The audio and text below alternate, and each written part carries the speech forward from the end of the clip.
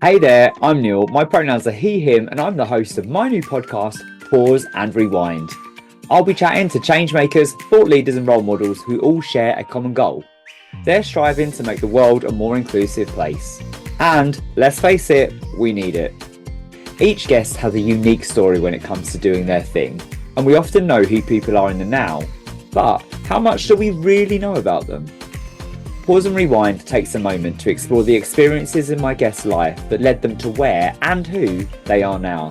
Because everyone loves an origin story. We'll dive into tales, anecdotes, and what makes our guests tick. So, are you ready to pause and rewind?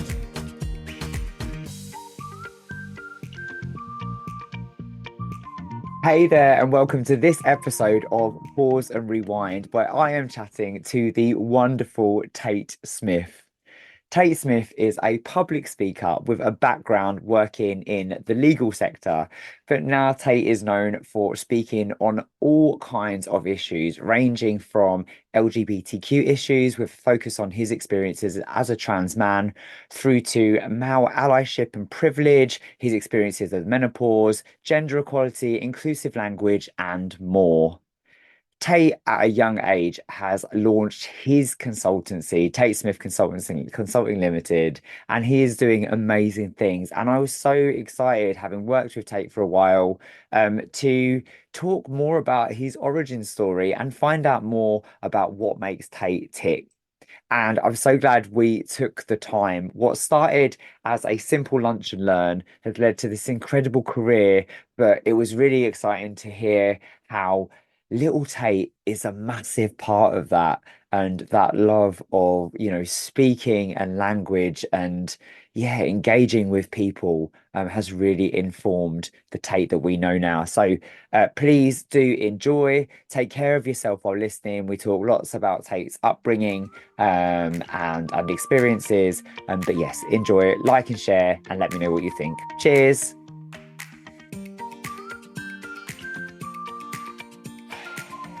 Hey there, Tate. Welcome to Pause and Rewind. It's so good to see you. Thank you for having me. Oh, well, thanks for being a guest. I'm going to start with a really big question. And I'm so excited because I get to witness so much of what you do. And I know how exciting it is. I'm going to ask, what does the world look like for Tate Smith right now?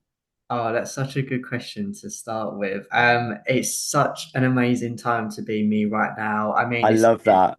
the best year of my life so far. I celebrated 5 years since I began transitioning in April.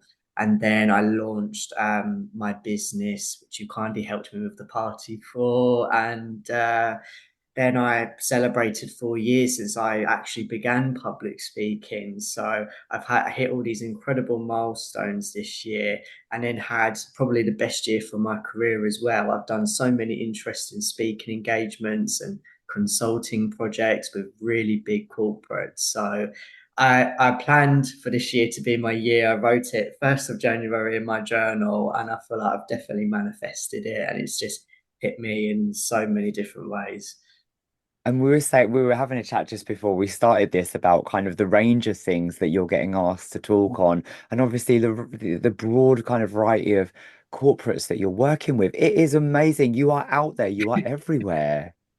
Thank you so much. Yeah, I'm so blessed that, even just as a trans person, I am so intersectional, and I've always made that my ethos as my speaking. It's not just transitioning and coming out or even trans rights, it's leveraging male privilege, inspiring male allyship, talking about gender equality, my experiences with the menopause, my working class background, overcoming accent bias, and promoting social mobility and positive conversations. So, what that means is I get to collaborate with lots of different employee resource groups. I do really interesting panels and solo presentations, and it means that it hits different aspects of my identity. So even more people in corporates can relate to me, and they would have never found themselves relating to a trans person, but they can go, "Oh, I'm from Essex as well. Oh, I sound like Yes. him." It's so amazing. Yeah, I mean, because we've spoken about our working class backgrounds before, and that brings us together. It is amazing because we're so often people are so quick to look for the differences in us and saying, oh, you can't relate to that person, but actually we often share so much more in common Mhm. than we do differences. I agree. I agree. And I think more people should tap into that. Those who think, oh, I don't think I can relate to diversity and inclusion because I'm not a person of color, because I'm not LGBT. No, there's going to be a part of you, a characteristic that is going to be in there. You've just got to tap into that and find out more about yourself. Absolutely. And 5 years since you started transitioning, I remember you telling me about that, at the time of your consultancy launch, because it was very much a double celebration, wasn't it? Yes, yes. Um, how does that feel when you look back to those early days? Um, you know what? I feel I remember spending so much time thinking about what I was going to look like in 5 years. And now I've actually reached it. I feel so much more content than I thought I would do. And at the beginning of my transition, it was so exciting. It was like, what am I going to look like? What am I going to sound like? And I could have never imagined that my career would have excelled in parallel with my transition. I thought, so much headspace was dedicated to my change in aesthetic. I didn't leave much room to think about how my career would blossom or even these fantastic opportunities the universe has brought me. So when I look back, all I can feel is just absolute happiness about the naivety that I did have, and I wish I could go back to me 5 years ago and just go stop worrying because it's all gonna be so amazing. But I wouldn't go back and tell my younger self like what exactly is going to happen because I'd want it to be a big surprise because in fact, this is what these last 5 years have been to me, just one big happy surprise. And I've incidentally become the person I was supposed to be during it. It's so beautiful. It's so awesome the way you share it, as you said, all the different things you speak about from your male privilege to the experiences of menopause. And it sounds like a happy surprise has turned into something quite strategic and deliberate when it comes to the consultancy and the way you put yourself out there. Yeah, definitely. I mean, I realized very early on that I was a good speaker and I had an innate talent for calling people in. I thought, okay, I've got something here. People are really listening to me. So let me tap into that. And then I began delivering lunch and learns whilst working as a legal secretary. And then I would consult on policies and strategic advice on the side. And I thought, I've also got a talent for this. Let me run with it. And I just so naturally happened to reach the end of my career as a legal secretary, as an executive assistant. There's nowhere to go from there.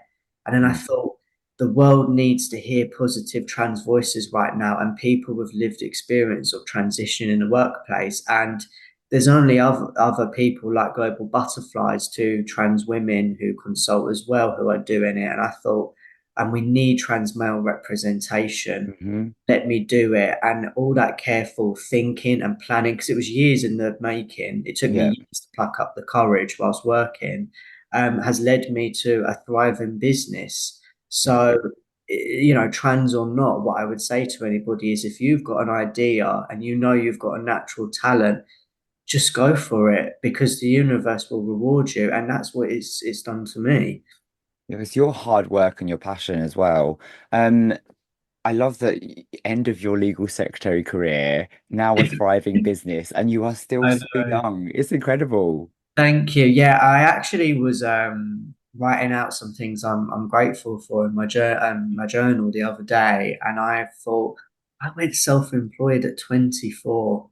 Not many people can say that, and Yeah. I set up my limited company a month after turning 25. And I let that sink in because I do forget obviously how old I am, and a lot of people do tell me that they will say similar things, or you're so young, I can't believe you're 25 and you've achieved this, and it kind of just goes in one ear and out the other. And then I thought, no, actually, I am. How amazing is it that I finished college, my legal secretary diploma in 2018? And by 2023, I was self-employed. And now in 2024, I'm running my own business. I've gone from a college student to a company director in just a few Yeah. years. Like even saying that out loud is like, wow, you can't make it up. But and thank you obviously for noting, my work ethic and my passion, because I think those are two things that have really served me well. And particularly when you apply them correctly, as I have, like strategically, as we've just been speaking about, that's when it all comes together. Yeah, yeah. You are right to own those things, and you're right to be proud of them, and they deserve to be recognized and celebrated. Just want to tap into something you said there around kind of, you're very much on the corporate side of educating on many issues, not just LGBTQ issues, and then there's the activist side. Yes. Where does Tate Smith sit in terms of the balancing of those two? Because in the current kind of like climate, we're seeing a lot of talk around pride events and not and pink washing and being on the corporate side. A bit like you, I work in the corporate sphere, but I'm also on the activist campaigning side. So where do you sit on that side of things in terms of the differentiation? I mean, yes, they can definitely interweave, as you say, Mm, and I would encourage anyone in business to have an activist side of them. You've got a platform, use it. I guess for me, I've always billed myself as a glass half full activist. So I'm very positive in the way that I speak. I'm very calm. I think the best of everyone. It's just one of my personality mhm, traits. So I apply that to my work. With the corporates, it is literally just speaking about my lived yeah, experiences, helping them write those policies and advise on inclusive language in other areas where there might be gendered language. The way the activism comes in is helping them to inspire their employees to be advocates and using the strong platform that I've built up on both LinkedIn and Instagram to share these issues that people might not be speaking about. And that may not just be trans equality or inclusivity in general. I know that there are a lot of men in corporates who have said, I wasn't interested in speaking about the menopause or promoting it until you came in and spoke about it, which is really ironic. I think that it's taken a trans man to yeah, mansplain menopause, but that's where my activism comes into those corporates. I've got to use this platform that I have to speak up for people of all genders. yeah, And also those experiences that I had before transitioning, I don't want to leave that world behind. Um, but the way that I differentiate it is by not commenting on everything. I yeah. can't. No one has the mental capacity to. And if there are other activists listening to this, I would strongly advise you not to comment on everything, because no one has the emotional bandwidth.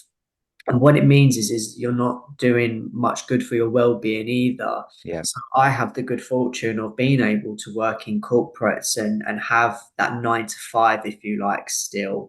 And that gives me my break. I can switch off, and I choose not to absorb LGBT content in the evenings, for example, a TV show or something, because I need to switch off and give myself that break. Yeah. I don't need to be LGBT all the time, as you know.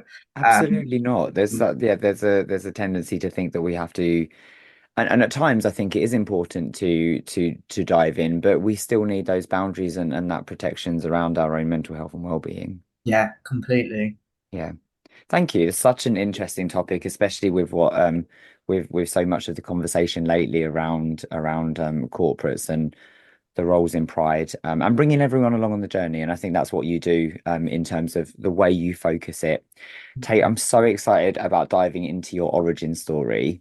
Are you ready to pause and rewind? I am. Let's go for it. Let's do this.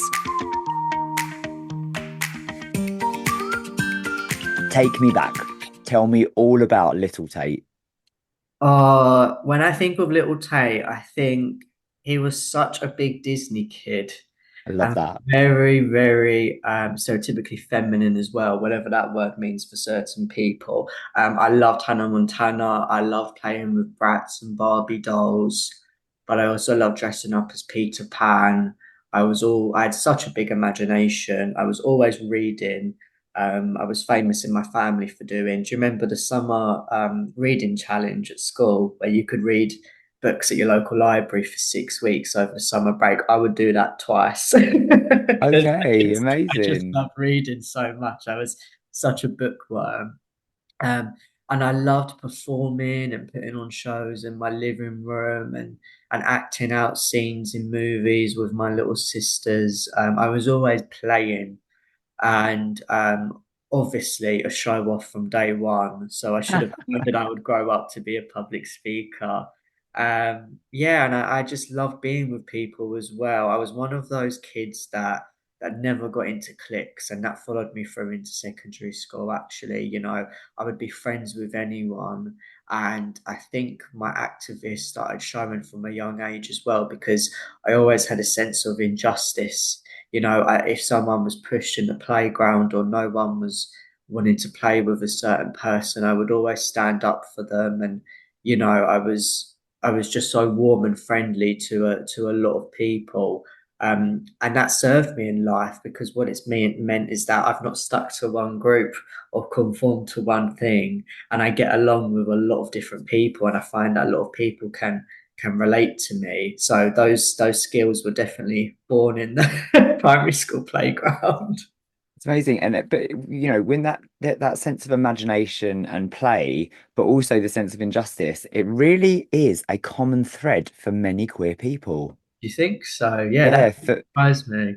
for me, yeah, I love dressing up. I didn't, I was a Disney kid as well. I used to dress up as a wizard quite a lot and like as Master Splinter from the Turtles, Dirty Rat.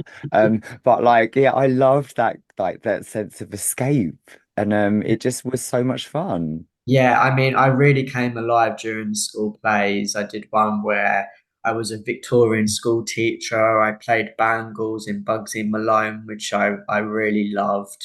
And yeah, I just anything to do with theatre, going to see shows. I remember going to see a version of Swan Lake when I was 8, and that was a real character forming experience for me because I just saw so much beauty in the way they dance and storytelling as well. I was always a good storyteller.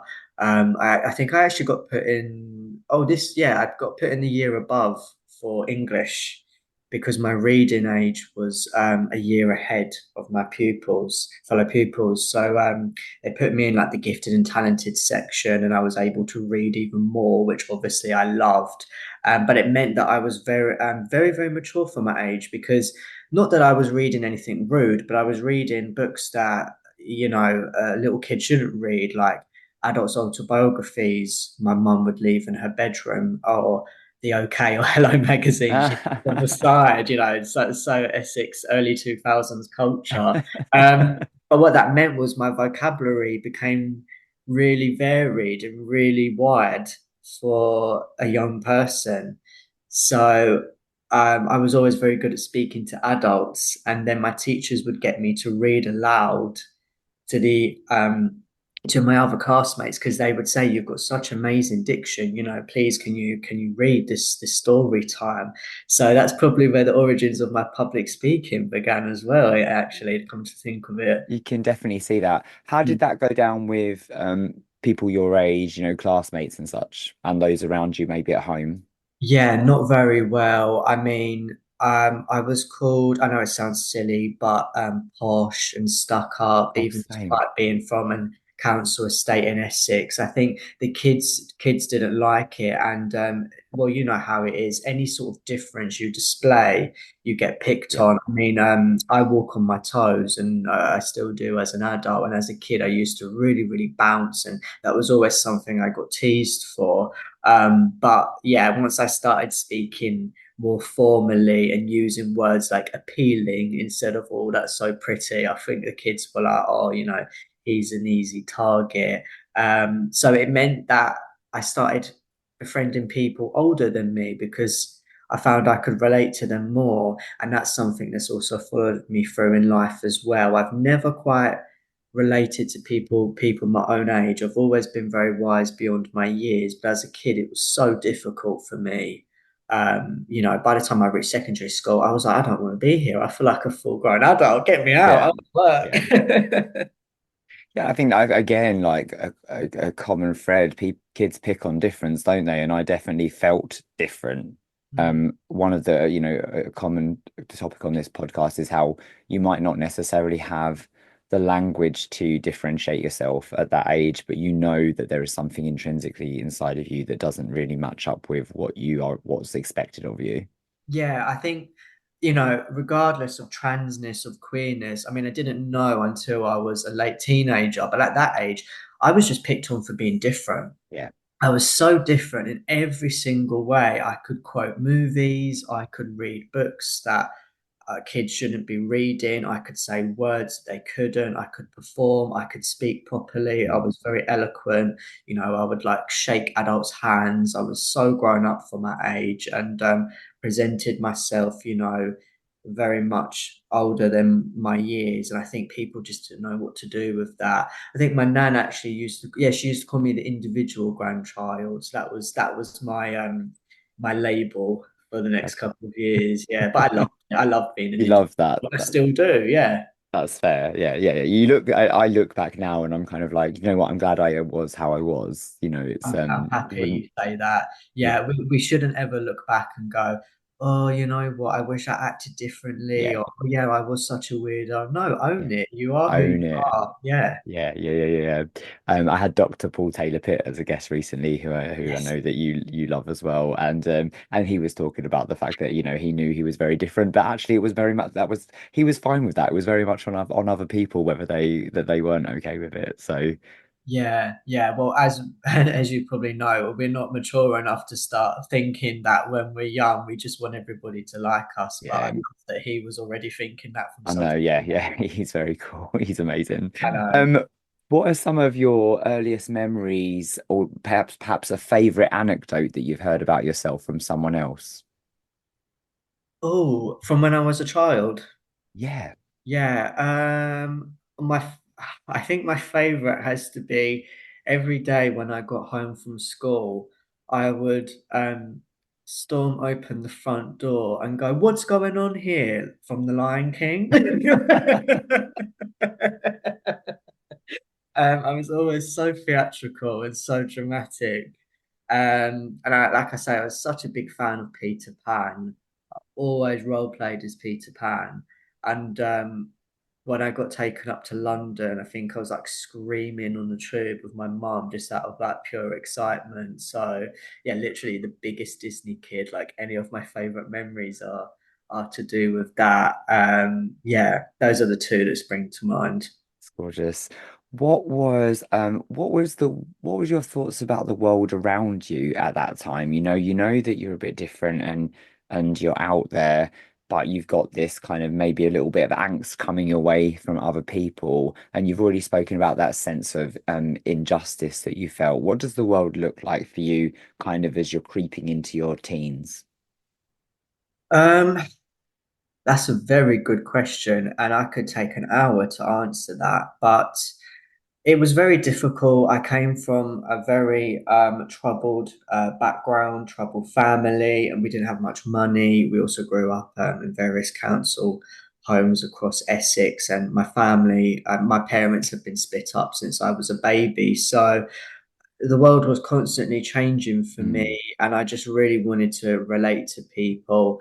But at that time, I was having so much fun. I mean, when I look back to my childhood, I mean, like I say, I had such a big imagination, and I was always playing, and I loved being with my sisters so much. We would have such good adventures and make up stories and spend all day playing together. And I just loved being around people. So for the most part, it was fun. But I think that definitely all changed once I got to secondary school because, as you know, things get very, very serious. The fun's out the window. You've got to start thinking about your career at 12 and what you want to do. And then all of a sudden, you've got to start to conform and you've got to meet everybody's expectations and people aren't as innocent and playful and want to be your friend no. immediately when you're 11, 12, 13. It's all a popularity contest, particularly in Essex. Towie started when I joined secondary school in 2010. And I was actually speaking about this on another podcast because I completely underestimated how much that impacted my childhood. Because Mm, what happened was you went from going to the top of the school in year 6 to having the same issue as everybody else. You're going into year 7. It's going to be tough, but oh, it's so great. You're going to big school. Then Towie hit, and I was going to school in Brentwood, right, where they all live and had their shops. And then all of a sudden, you're 11 years old and you've got to wear fake tan. You've got to get Paul's boutique bags, Juicy Couture this. If you don't wear Prada shoes, you're nothing. So you've right. got all of these things put on you at such a young age. And then it all becomes about your appearance rather than having fun, isn't it? And what, what your personality is. So I was just trying to find my way. That's when I think back to those years, I think I was just being myself, but trying to find my way, trying to figure other people out because I knew I was not like other people. And that's nothing to do with my transness. I was just like, I'm a bit, I remember thinking at a young age, I'm a bit too unique for people. You People didn't don't buy into that. to do with me. You didn't buy into the whole trend thing. That was just kind of like you, that was just like Oh no, you you could not see put it. trends on me, yeah, at all. You could not peer pressure me. I mean, I don't know how I remember this, but I remember in year 7 on my Facebook making a post about how silly it was that everybody had to have a Paul's Boutique bags. Can you imagine it? I was 11, 12 years old. I don't know how I remember this, but I remember making a status about how silly it was that people at our school were encouraging other people to buy these Paul's Boutique bags. And actually, some people don't have the means to buy these or ask their parents because of those different backgrounds. And I remember the comments being so horrible from my fellow classmates, but from adults, it was so supportive because I was speaking up for other people. Yeah. I mean, I was quite outspoken at that age as well, but we grew up in different generations. I'm quite a bit older than you, and Yeah. so just didn't have that social media side of things to contend with. Do you think social media has a lot to answer for in terms of kind of upbringing for people around your age?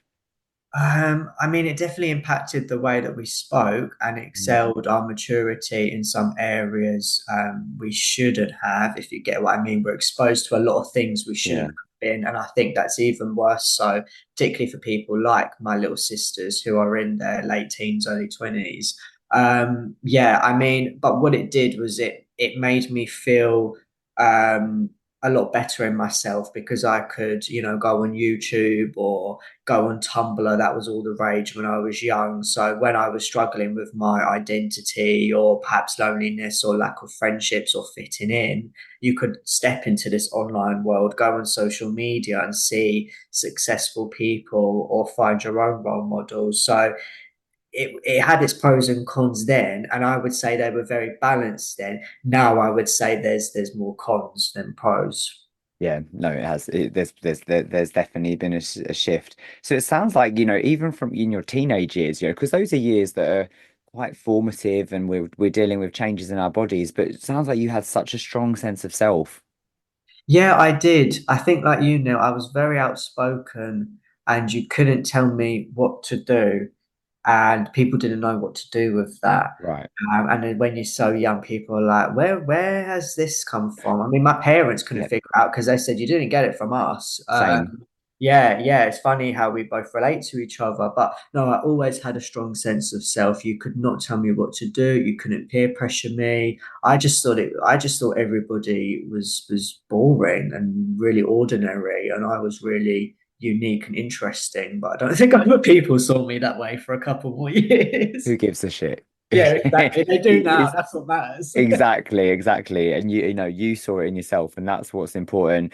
So, getting through teenage years, what happens next? What was the next steps for you in terms of life shift? Oh, so once I got into my teenage years, I think my work ethic started coming into play. And I don't mean just like chores and homework. It was like, I know that I want to get out of my working class background, and I want the nice things in life. I was state educated. If it wasn't for free school meals, I would have gone hungry. And I sensed from an early age, this is not the life that I want for myself. And I worked really, really hard all throughout school. I did lots of extracurricular activities, such as public speaking competitions. And I was a prefect, so I really wanted to excel at everything that I did. I worked my arse off at my GCSEs, and this was when we could still do coursework and exams. We were one of the last few years to do so, and thank God we did because coursework helped me to get higher grades. But I knew then, I mean, I really wanted to be the first person in my family to go to university, but it's funny, I always sensed that I wasn't going to go because I knew that I wasn't ordinary, and I knew that, and I hadn't had very ordinary experiences, to put it mildly, as a child. And I thought, this life that's getting taught to me, you've got to do your GCSEs, you've got to do your A levels, you've got to go to uni, you've got to get a nice car, you've got to do all this. I was like, that's not going to be me, and I knew that even in my early teens. And yeah, I was a teacher's pet, but I'm glad I was. I didn't really socialize very much. I couldn't really relate to people at my school, especially in Essex. I was born there. Apart from the accent, I don't really have any other attributes. And yeah, I was really, really career focused. I was so driven as a child. I just really wanted to get out of my background and do something different in life. I didn't know what it was, but I knew that I wanted to make an impact from an Mm. early age. I have to ask, and this is only because it's something that really you're talking and it's hitting me, is that do you when you look back and you knew that you wanted to escape that life, right? Be it the physical environment and the home environment and also the feeling. Did you feel almost a sense of displacement and a place of not bel a feeling of not belonging? Because that's very much how I felt. Yeah, and you know what? Thanks for giving me that word displacement, because I think we can tend to look back and go and have all these feelings, and it's so nice to have a word for it. So yeah, that's definitely what I felt. I definitely felt like I didn't belong. I was bullied really, really badly Mm. in both primary and secondary school. I mean, I'm putting it mildly now to say I was too unique for them. But as we know, kids will tease you, bully you for Whatever. anything, anything. I was bullied for having a large chest as a female. I was bullied for having long, beautiful hair. I mean, anything they could attack me for. But now I look back in retrospect, it was jealousy. Mm. Other people looked to me as like clever clogs, and yeah, I was. And now I own it. And now look what's happened. I've grown up Yeah. to be a very successful an academic person, but at that age, that's not cool, is it? No. So I definitely felt displaced, but I knew I had to, I was such a big fish in a small pond. And I remember my stepdad telling me when I was very young, that pond is going to grow even bigger, and you're going to meet even more people, and your network's going to grow. Life isn't going to be like this forever. And I was like, thank God, because I'm getting out of here. Yeah, that's a wonderful thing for someone to take the time to say to you though, when Yeah. that's and actually probably without maybe your stepdad even knowing, recognizing that you didn't fit in Yeah. and And you being know able to say what? to you, there's hope. Yeah, and I use that metaphor and stuff, whatever you want to call it, with my little sisters, with any young person that I meet, because I think it's so striking, isn't it? Yeah, To take the moment to pause and go, life is not always going to be like this. These people you're surrounded with every day, you're never going to see again. You're going to yeah. meet more people. There's a whole life out there waiting for you. Yeah, yeah. I wish someone, you're saying this to me and I'm getting chills because I wish someone had taken Oh, the time to say that to me. We're 17 years apart, Tate, oh and yeah. and it's amazing that those experiences are very, very similar. And I imagine for many other people, those are really similar. You said about you kind of not feeling like you were not going to go to uni. So what prompted your next career choice and kind of perhaps the legal side of things? Well, I always had an interest in law. I was fascinated by courtroom dramas, and I considered it during my GCSEs. And then life just kind of took me in a completely different direction. So, first and foremost, I didn't want to go to sixth form in that secondary school. I wanted to get out of Brentwood and Ongar, which is where I'm from, this little rural village. And I thought, let me go to Epping Forest College, which was the nearest college to me. And it was very, very run down. I mean, they had the people from Ofsted come in at one point to shut it down because it was just abysmal. But the teachers there were exceptional. So I did A levels because that's what you were taught to do. And I figured out very quickly they were so different from GCSEs. And I took the most difficult ones. I did history, law, and psychology. Now, unbeknownst to me, lawyers recommend that you don't study AS law because it's like the first year of university and it's a waste of time. I flopped it, can you believe? I got all E's A level. And at that time, I'd read To Kill a Mockingbird, and I decided, right, I'm either going to be a psychologist because I love psychology so much and working with children, or I'm going to be a lawyer. And when I opened those results up, I went, oh shit, I really underestimated how much work I needed to put in. So I tried to do an early years course working with young children. And then my psychology teacher, bless her, saw me in the queue for that class in the same college. And she said, you're joining A2 psychology next week. I don't care if you got an E. I said, what? You can't do it. She went, yeah, I can. You're going to join A2 psychology, and I'm going to ask the student office to make you pick up two ASs and resit your year. I mean, thank God she did because I was in a class which I should not have been in, didn't want to be working in nurseries. It just didn't fit me and my ambitions. So I took my A levels again, failed them, but I got a B in media. And I thought, okay, because my career ambitions started changing at that time, I thought, I really do have a passion for film. Why don't I go to London Film School?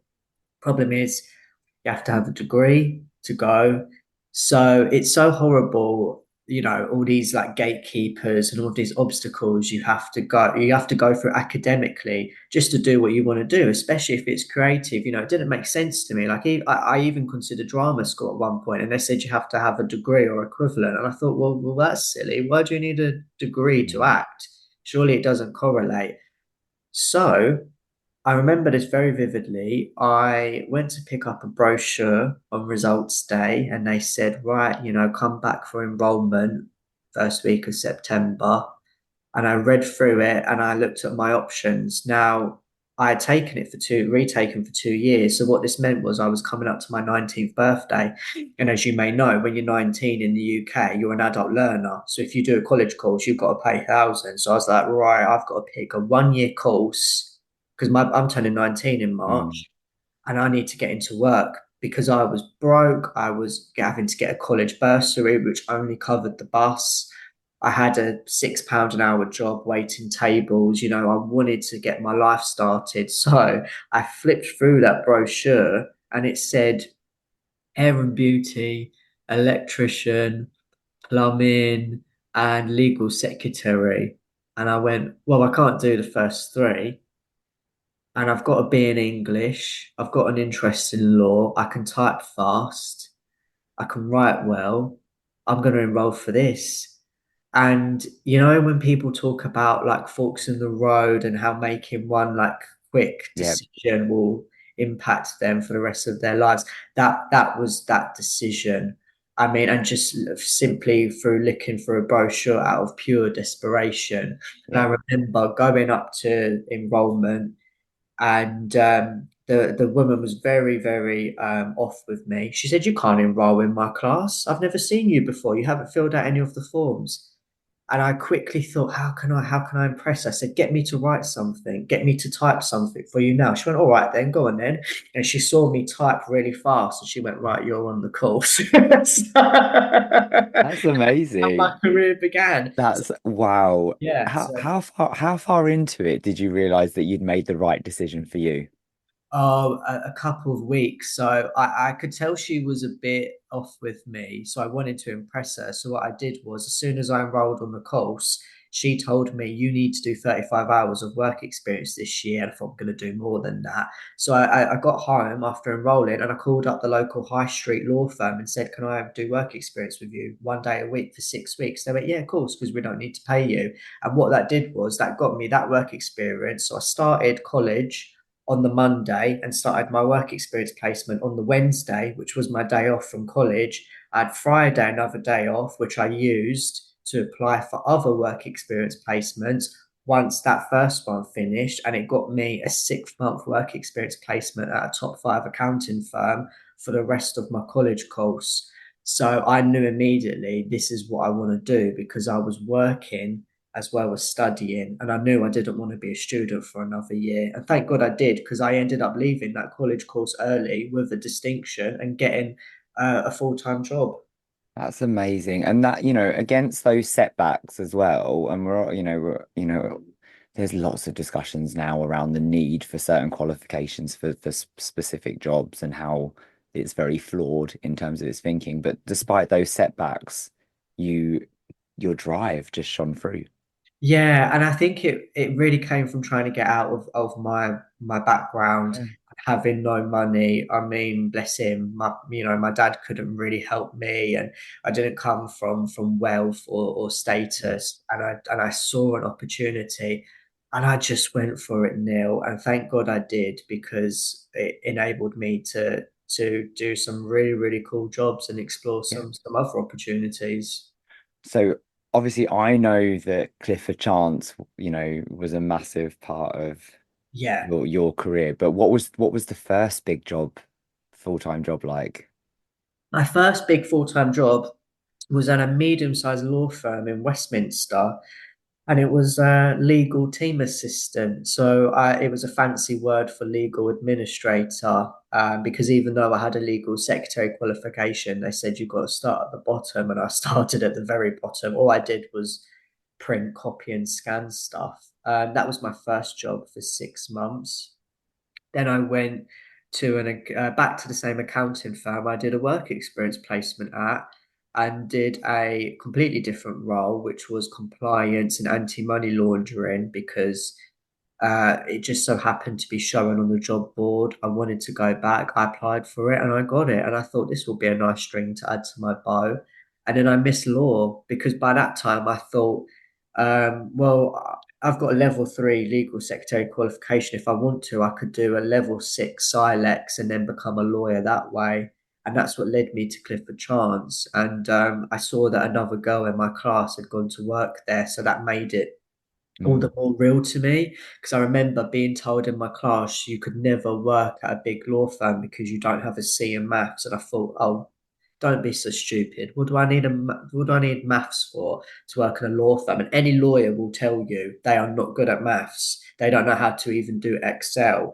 So that was always a running joke for me. And then as soon as I applied for Clifford Chance, I went and got it, and they never brought up my maths. They never even Yeah. had an eyelid when I gave them my GCSE results. And I guess Clifford Chance was really kind of like led you to where you are now in terms of your Yeah. finding your voice in inclusion, right? Oh, completely. I will always divide my life into before Clifford Chance and after Clifford Chance, because when I arrived there, I was a couple of months into my transition and I had a really bad experience at the previous employer coming out. So I felt like a wounded animal. And Mm. then I was also very early in my career. So I went in as a junior legal secretary. I didn't know anything. I really didn't. I had some understanding about law, but most of it came from movies, if I'm honest, and particularly the show Suits, as anyone who works in law will tell you. And that's where I learned how to be a secretary. That's where I learned about different areas of law, about hierarchy, different sorts of people, how a business runs. And then I learned about diversity and inclusion and what that means to people, and employee resource groups and LGBT networks. And I joined that immediately, and I found the courage to come out within it. And then someone suggested that I deliver a lunch and learn, and I did it, and it went down a storm. And then my speaking career was born, but I didn't Just like think of that. it. Yeah, as any adult will tell you, lots of things happen to you by accident, or you'll hear time and time again, how did you get your start? And people go, I fell into it. You know, public speaking for me, I really did fall into that. I thought I would do one lunch and learn, be the out trans person, and that would be it. But no, the universe said, no, you're going to keep doing this. And other law firms just took to me. I was posting on LinkedIn. I was getting thousands of followers because people were going, wow, this is really lovely post. This is not promotional or job anniversaries. This guy is teaching us something and being very wholesome. And people just responded to it. And then after a couple of years, I thought, oh my God, I'm a full flourished international speaker, and it all happened by Amazing. All accident. happened Yeah. by accident. And I know it was Georgie who kind of encouraged you himself. Georgie was the person Yeah, who approached me, so big amazing. up to Georgie Cole. Without her, I wouldn't have taken that leap. Yeah, Yeah, she's such a force of encouragement she's and such a babe. I love her. yeah, yeah. Um, and that brings us to today. And I just want to ask kind of like, what are the lessons that, strong sense of self, but what are the lessons you've learned along the way? Have confidence in yourself. Um, it's so cheesy, but when they say once you start believing in yourself, you can achieve anything, that was so right for me, especially regards to my transition. Um, don't listen to naysayers. People will always have a lot of stuff to say, and most of the time it is negative. You've just got to shut out the noise and do things in your own way. If you really believe that you're good at something and other people just aren't getting it, keep charging ahead, because that's what I did, and I've got a really good business out of it. Hey, what are you most proud of today? Becoming a company director. Yeah, when I saw when I saw my limited company being set up, that was an achievement in itself to see Tate Smith Consulting Limited on Company's House. But when I saw Mr. Tate Smith on the people page, I broke into tears. And then it was like, first of all, seeing Mr. there in big bold letters was really emotional for me. And then seeing company director and shareholder next to it, it was like I've gone from a council estate kid who was told you won't succeed in life because you're not going to go to uni, you don't have a C in maths, to seeing company director next to it. You know, those sorts of people I watched on Dragon's Den when I was little, and then I've gone and become one. You know, you can't make it up. Like life is just too good sometimes. Quick question for you before we move on. Does happiness and success look and feel how you thought it would? No, no. I could not have dreamt of having this much success so far, especially in the last couple of weeks. I've just been featured in Forbes. I've never thought I would have made it in there, and at such a young age as well. But happiness, I've learned, comes from the most simple things in life, and that is um, putting a nice suit on, getting my eyebrows nice, having friends celebrating with me, and just spending quality time with people. And I get a lot of happiness out of my work. And I think not a lot of people can say that. And that for me is success.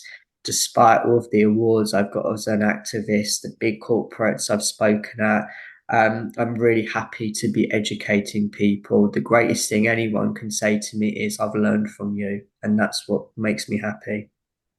Love that. And it's so true. I have learned so much from you in the short time that I've known you. Thank So you.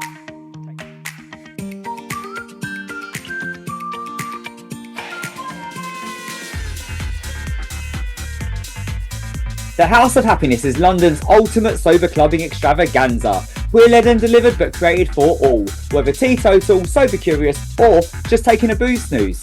We love a day rave, and on a Saturday afternoon you can expect banging house tunes, DJs on decks, dancers on podiums, and a fully stocked alcohol-free bar. Flamboyant, bold, with a glitter station to boot. We're all about safe, inclusive fun, and we even have a pre-meet so that you can make new sober buddies before you hit the dance floor. Grab your tickets from Instagram now at House of Happiness Official, and we'll see you on the dance floor.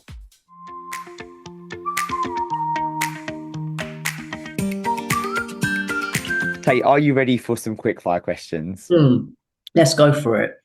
What album, book, or movie has had a lasting impact on you? Oh, album would be Ray of Light by Madonna. That Okay.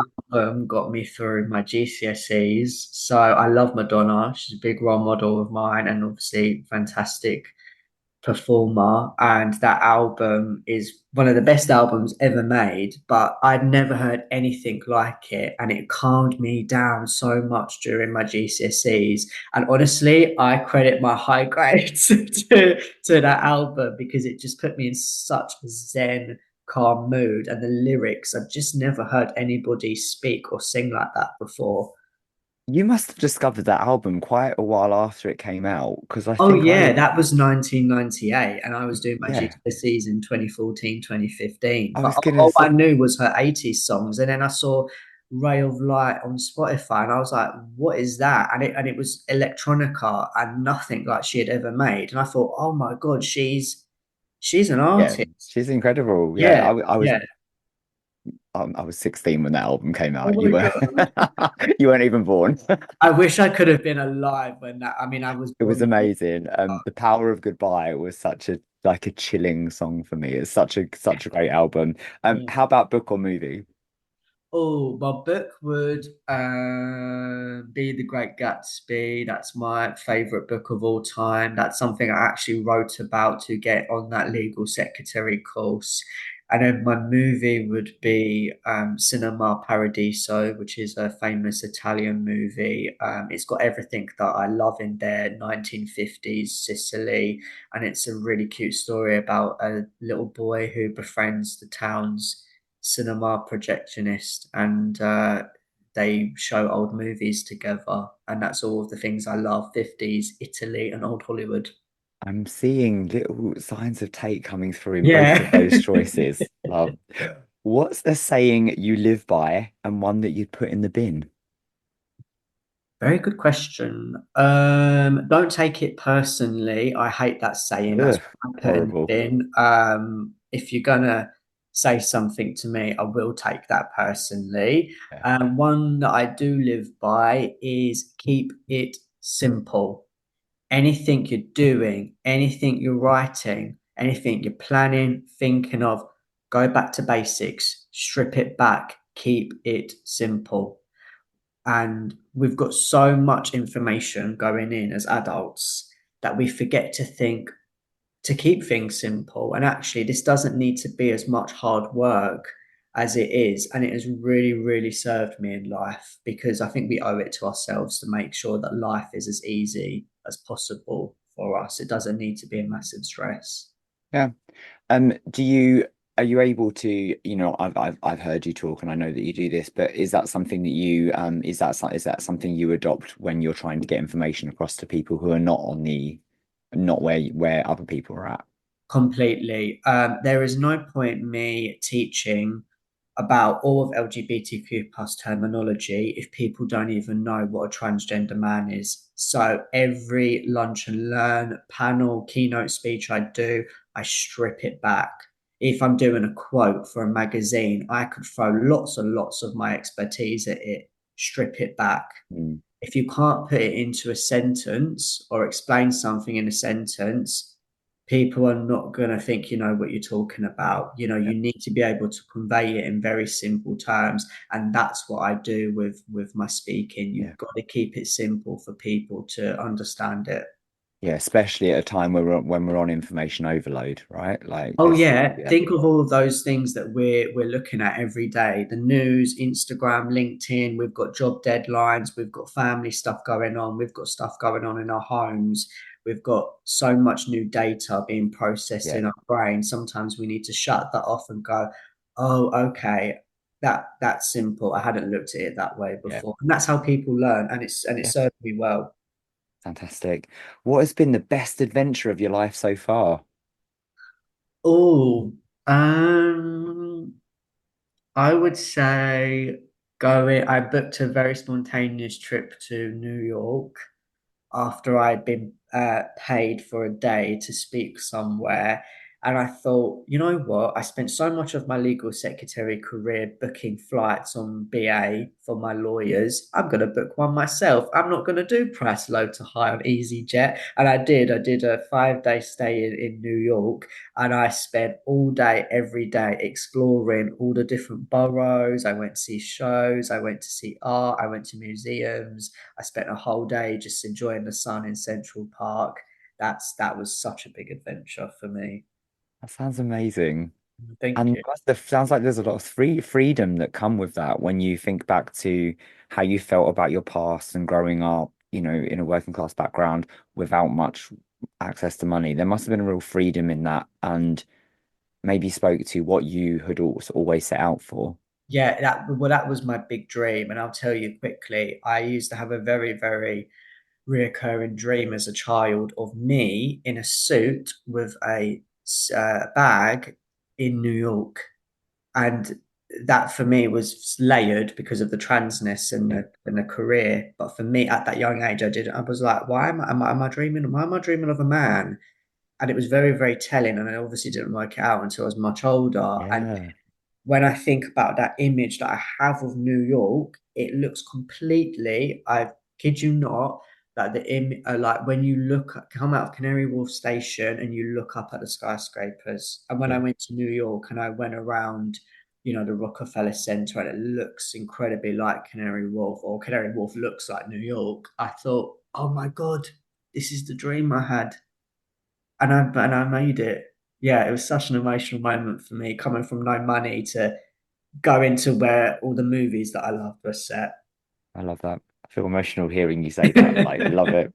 What three words would you use to describe you and your origin story? Um, hmm, Determination, troubled, exciting. Very different ones. Determination, troubled, and exciting. Hmm. How do you feel about the troubled side of it now? Just to hone in on that one. I've done a lot of work and inner child healing.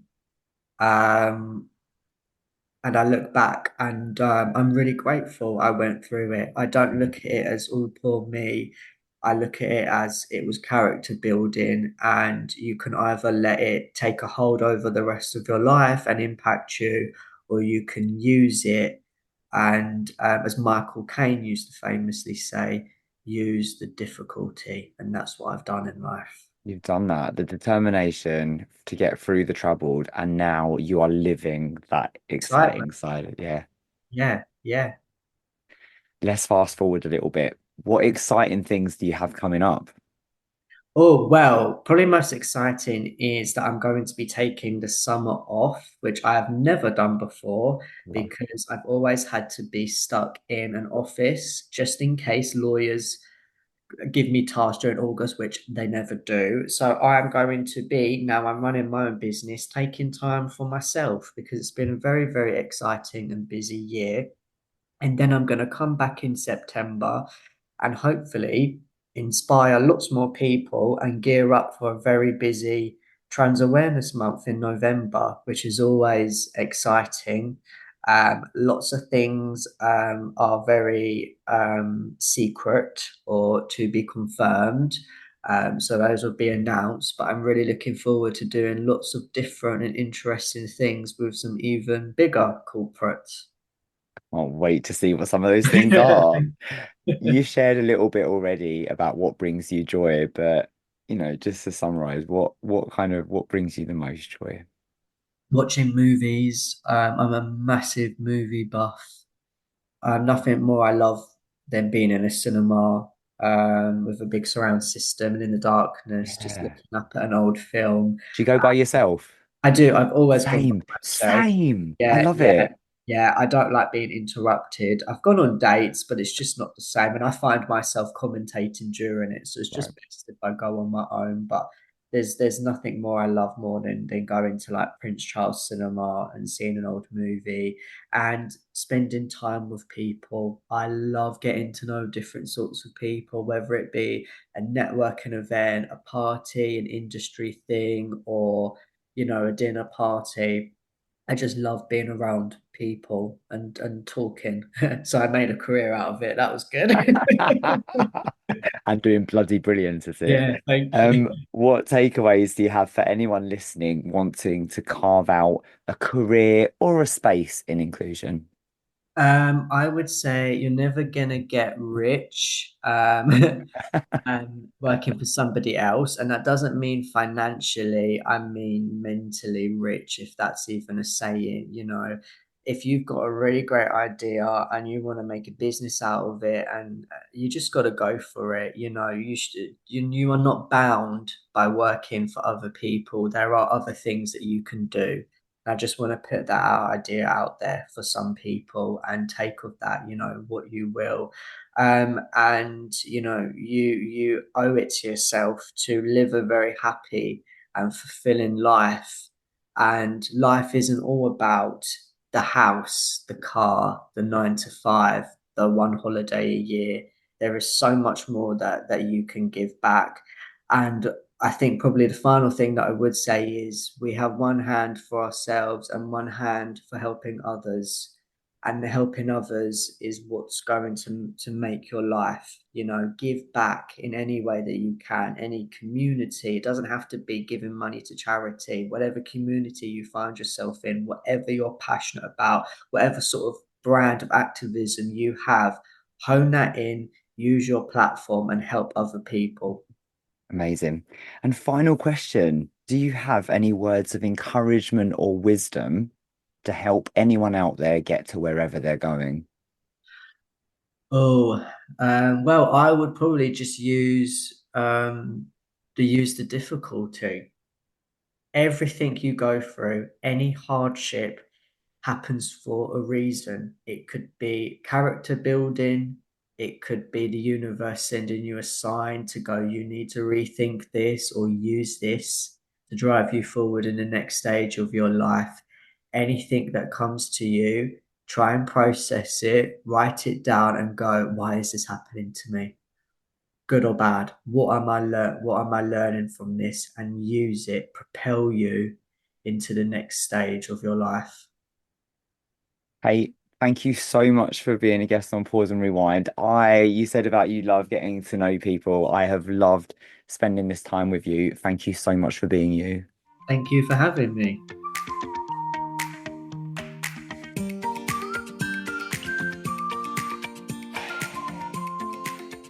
Thank you so much, Tate, for taking time to appear on Pause and Rewind and share more about your story.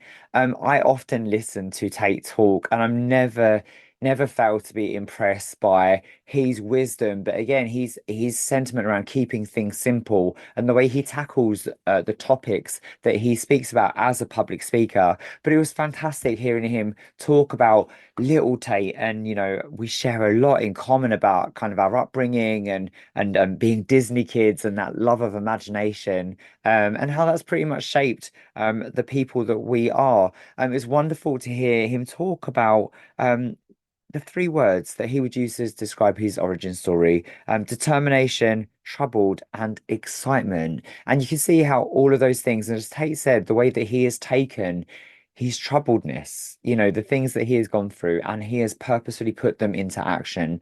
The last 5 years since Tate started his transition, and the way that that has gone alongside in parallel with his career, and at 25, the way that he has set himself up for success through to his drive and his passion, and again that determination to live the life that he deserves. And I love how unapologetic he is about how successful he is and how he has carved that himself. So, Tate, you are so inspiring. Thank you so much for taking time to appear on Pause and Rewind. If you enjoyed this episode, please like, subscribe, share with anyone you feel might benefit from listening. And please stay tuned for more future episodes with fantastic speakers on Pause and Rewind. Cheers.